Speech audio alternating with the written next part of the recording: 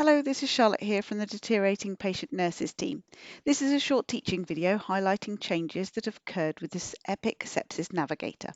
The changes will be in place from December the 22nd, 2025. The Sepsis Navigator should always be used when documenting sepsis screening, escalation and treatment. For those working in CAU, ED or the UTC, the sepsis screen can also be accessed through the ED narrator. The Sepsis Navigator has three new sections found within the red circle on your screen. These are Sepsis Escalation, Sepsis Response, and Sepsis 6. Let's go through these three sections. Start by screening your child. All unplanned or emergency attendees should be screened using this form. Any new deteriorations on the ward where there is a new suspicion of sepsis should have a rescreen. If there is a suspected new infection, the child would need to be escalated. There is now a place for nurses to document their escalation and for the doctors to document their response to this escalation. On your screen is the nurses' sepsis escalation page. They record who they have escalated to, whether the child was seen by a doctor or is awaiting review, and if an S-bar has been done. They then click close to save their documentation. The next section on the Sepsis Navigator is the sepsis response. This is for the doctors or the ACPs to document their response to the sepsis escalation and a place for us to record the decisions that have been made. The clinician should mark the time of their review, and then they have two options for the sepsis response, and this depends on the findings of the sepsis screen.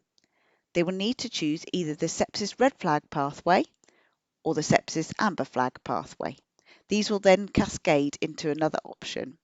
We've made these into two separate sections because our policy and the national guidance is that a senior clinician needs to review the child with red flags, yet a child with amber flags can have an initial review by an FY2 or above.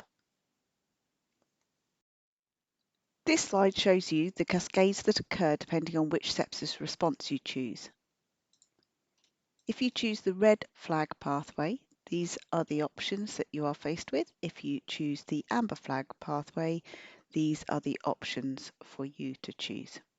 So when you are choosing your sepsis decision, so for the child with red flags, you either choose to initiate the sepsis 6 to be given within 1 hour, or you choose not to initiate the sepsis 6 within the 1 hour time frame. Any variance from full practice, you need to put a comment in the section. Once you've completed those options, you then click close and that's your sepsis response documented. If you choose for the amber flag pathway, your decisions are to administer IO antibiotics to be given within 3 hours or not to administer the IV or IO antibiotics. Again, if there's any variance from practice or if you choose not to administer the IV antibiotics, then just please document your comments here, click close, and then your documentation of the sepsis response is complete for the amber flag pathway.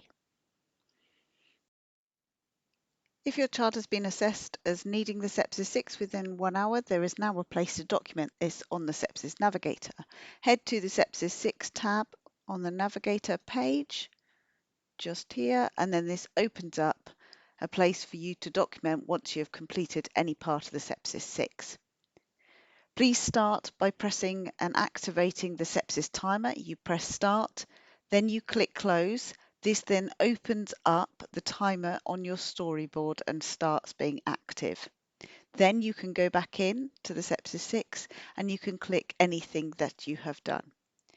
If there's any variance for full practice, so for example, if you have not given oxygen because it's not needed or not given fluids because it's not needed, then you write in the comment section any variance from this full practice. Once you have finished and completed your sepsis 6, you would then click End Timer. You can at any point move away from this screen. So if you wanted to just add in that you have done the senior review and you have got IV access and blood, you can then move into a different part of the patient's chart and then you can come back into this and these will still be saved as long as you have clicked close.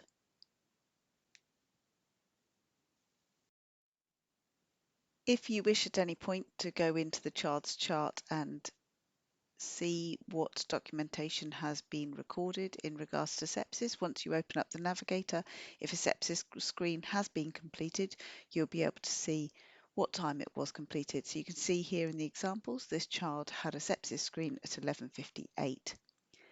They've said that it is likely due to an infection.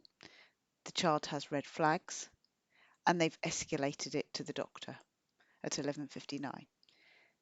At 12:07, the doctor has seen the child, and they said yes to initiate the sepsis 6. At 12:08, the sepsis timer was started. They gave oxygen, they got IV access, and they took some bloods. At 12:10, they then took a lactate.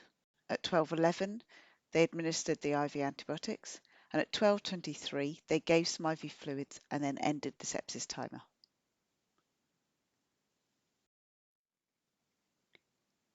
For further information, there is one Sepsis 6 order set for use by paediatrics, neonates, adults and maternity. So to find this, you need to type into the orders Sepsis 6 treatment and investigation protocol. It does come up by just searching for Sepsis 6. It will look like this. You can scroll down and then it's got all the options. The ones highlighted in green tend to be the mandatory ones, but you can unclick them for anything that you don't want to order. That is the end of the teaching video. Should you wish to have more practice of the Sepsis Navigator, you can access it. It is live in Epic Play. Thank you for watching.